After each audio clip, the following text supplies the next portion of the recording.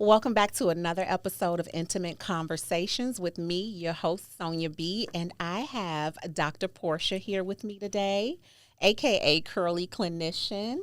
Yes. Will you tell us a little bit about yourself and what you do? Absolutely. So I am a licensed marriage and family therapist. I have my PhD in family therapy and a master's. So I kind of knew this was my track, and I just went all the way through.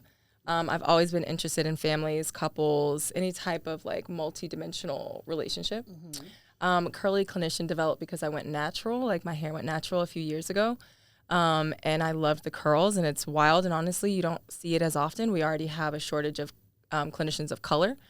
So then to have that natural coil in there. And so I knew I wanted to launch, and I did. And now I have a TikTok at Curly Clinician. Yes, and I have a private practice in South Florida called Rooted Therapy. I love it. Absolutely love it. And we need more representation like us. There's definitely this stigma in the Black and brown community in regards to therapy. We don't need therapy, or it's only crisis management. And so I was like, I just have to get her on the show because we need more. You made a video about self-love, and I wanted to talk about that today. And I feel like the lack of self-development in the community, it has us in a chokehold. So let's dive into it. Tell us about self-love. You made a video. It was amazing. Go ahead and let us know about that. So on Curly Clinician, just first, I love that you talked about destigmatizing therapy. It definitely needs to be in these spaces. It's really created a barrier between people of color and finding that self-work, finding that space for self-love. And that barrier is so hefty because it really steps into this idea that there's something wrong with you rather than taking pride in just your health and your growth and really connecting with yourself, loving yourself.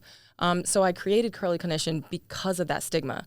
Sort of to bridge this gap between what therapy might be like and just these little 3 minutes where you could try it out yourself.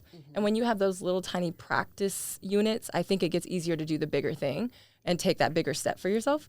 And what I noticed is I had so much feedback around loving yourself, around relationships, healthy dynamics, and et cetera. So I think when it comes to self-love, it's one, realizing that you deserve love and what love looks like. That love may not actually be the way that you were loved in your childhood. That might not be what you want to replicate in your adulthood, and that's okay. That's okay to do. Okay, so everybody talks about setting boundaries, and we should have healthy boundaries, but I don't hear enough about how to set the boundary and actually stand 10 toes down on it. 10 toes down. Talk about it. How can we stand 10 toes down on those boundaries we set? Okay, so I'll try to give just 3 quick tips. Okay. Because I know, we have our time. But number 1, I think we need to start setting boundaries before we get to a point of dysregulation emotionally. That means that you are just 1 to 1,000, right? So we don't need to set boundaries per se when we're at 1,000. And oftentimes, especially our women of color, we have this, strong Black woman ideologies peddled to us. And so if we can take it, we just do. But rather than doing, even though we're capable of it, we can do in a way to thrive instead of just survive. And so sometimes setting that boundary might mean I set it sooner than what I feel like I have the capacity to hold. Also, when I do it, I like to say this is our home space. I'm closer to my home space. So our home space is where we're centered, where we're grounded. So then I'll be able to set this boundary in a way that's communicative, that might be able to hold space for the person's reality. And also I'll be able to share from a space where there's not as much resentment or anger, so I'm easily heard. When we start to set boundaries in that space, much more closer into the home space, we develop self-safety. And I think then boundaries become easier to do. And then when guilt or shame come up, or you feel like you're being quote unquote selfish or whichever, you're able to sort of challenge those thoughts for yourself and really understand whether that narrative fits the situation or not. I love that. Yes, because you definitely hear people are like, setting boundaries, you're being selfish, you're just thinking about yourself. So I'm glad you mentioned that. And then let me ask this, because there's a lot of talk about attachment styles. Oof. Where do our attachment styles stem from? I think this has been peddled out so much socially, so I really think a lot of people have a good understanding. But I would say that it starts with your caregiver or your parent. Okay. Because that is the very first intimate relationship that you're going to get into. So it's the very first love that you encounter. It's the very first love that you learn how to reciprocate. It helps define for you what love is, what you deserve, what you don't deserve. And so that's a lot of times where the core attachment begins. And then I think other attachment styles can also develop throughout other intimate relationships, whether that be partnerships, friendships, etc. Okay. Here's the thing. When you have like an anxious attachment style, how can we navigate that so it doesn't negatively impact our relationships? So the first thing I like to say about that is because I think it gets a bad rep. Right? It does, because when I experienced it, I felt like the person was suffocating me, like I was smothered. Yes, but they don't talk about that attachment styles are dynamic. So if you felt like the other person was suffocating you, then you would have been an avoidant attachment. And that other person would have been the anxious attachment.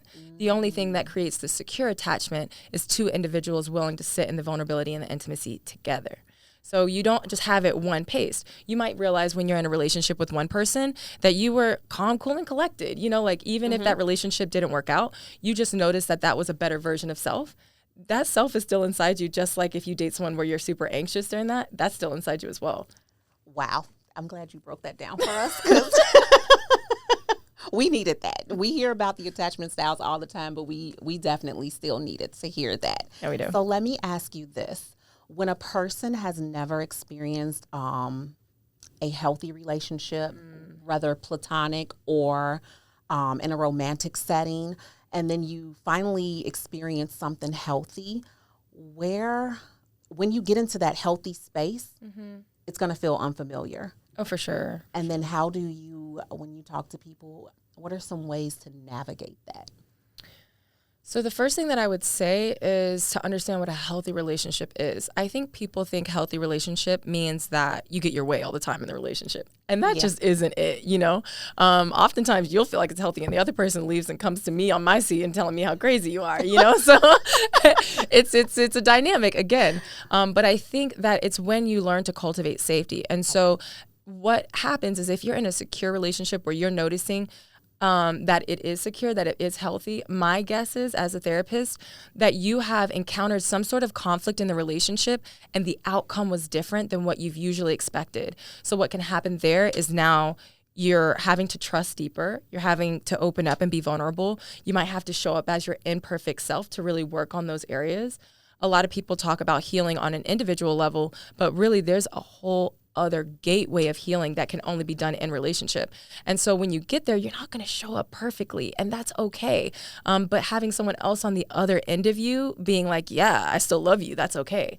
To love every version of you, it's okay if that's a little uncomfortable, especially if you come from a home or a childhood where they didn't love you without conditions. Then at that point, you're not going to know how to handle that. So really just having a lot of love and patience for yourself. If you see how your partner is loving you in a healthier, secure relationship, mimic that to yourself. Like if they give it to you and you notice that that works well for you, start treating yourself in that way too. Okay, I'm glad you mentioned that. So I feel like sometimes people get stuck on their, I'm on my self-love journey, and then they're just there, and then you're like, I got it together, I'm healed, I did all these things, and then you get in the relationship. Some things have to happen in the relationship for you to really know, are you going to be triggered again? Are you really healed? Because you get there and you're like, oh, okay, I guess I still need to work on that. So, yeah, great points. And then, which takes me to my next topic, when you're comfortable, or let me ask, I feel that some people are attracted to chaos or they've never had enough healthy experiences. So in that aspect, they're just attracted to the chaos. They'd rather go where it's comfortable when the chaos feels comfortable.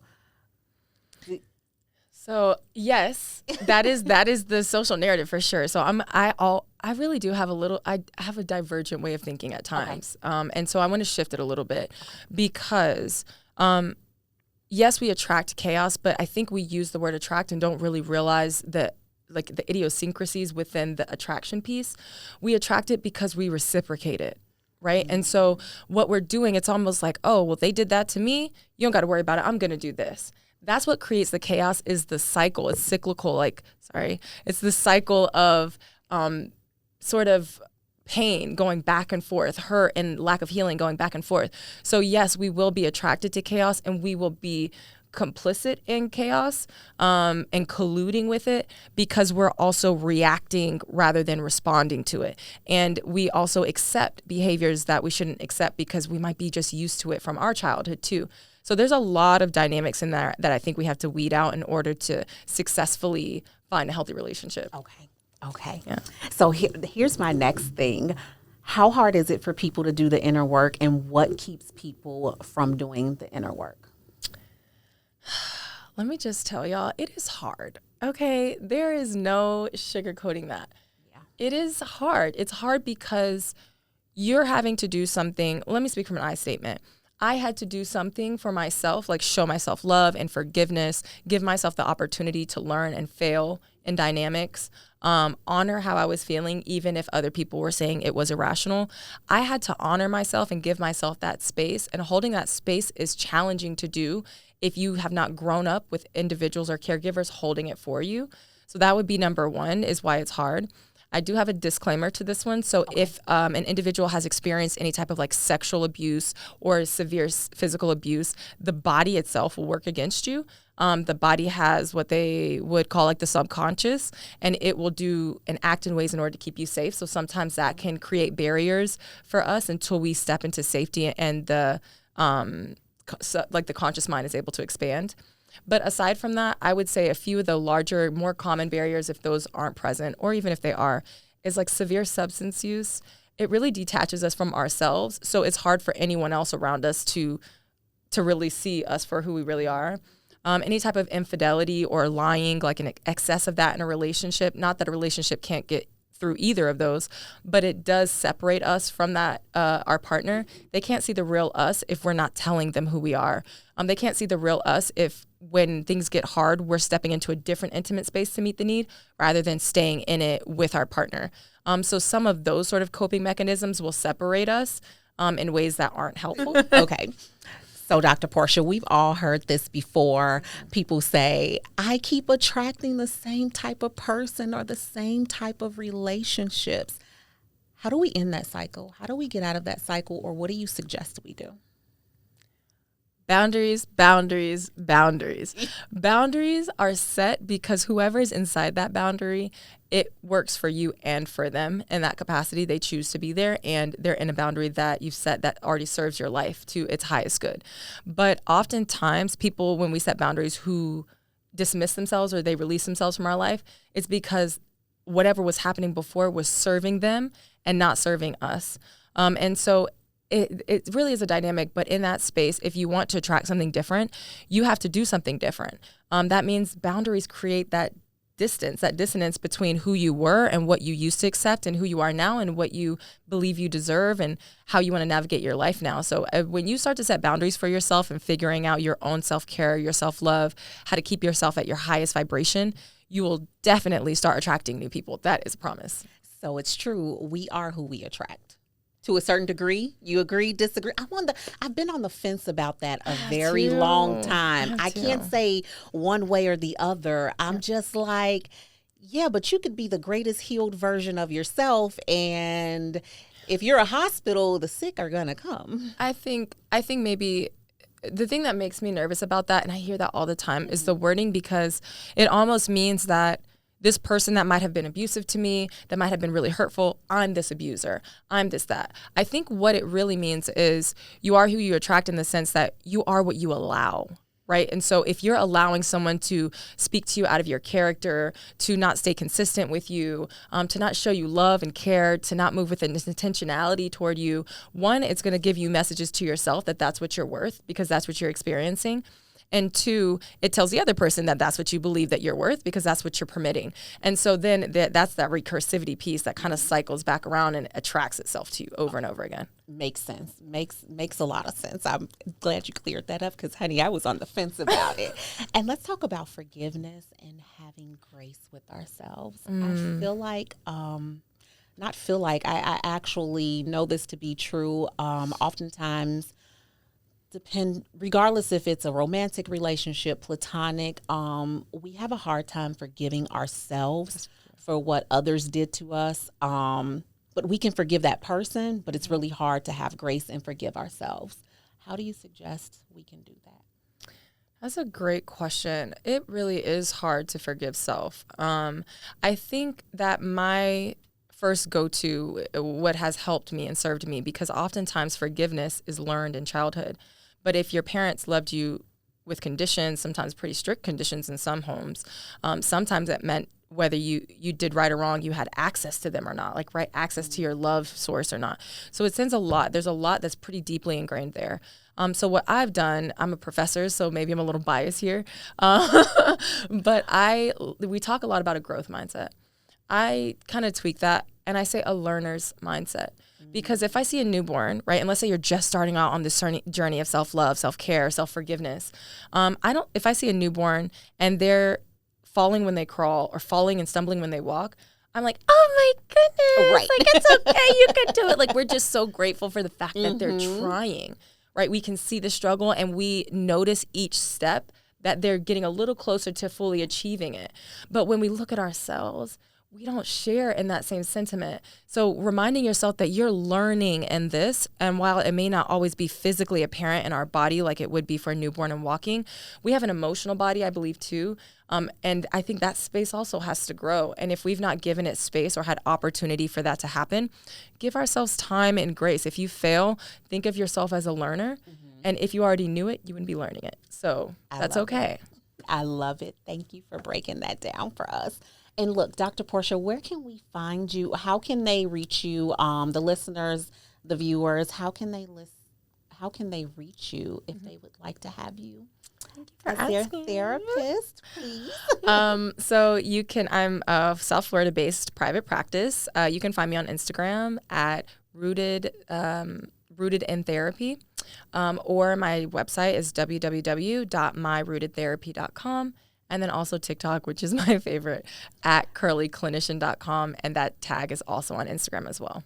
I love it. You guys, therapy was in session. Please, yes, reach out to her. She is amazing. Let's go ahead and start developing you. Yeah, let's focus on self. Absolutely. Focus on self. As always, this episode was brought to you and sponsored by our sister company, Intimate App. You could find us or email us at info@intimate-app.com, and we will see you next week.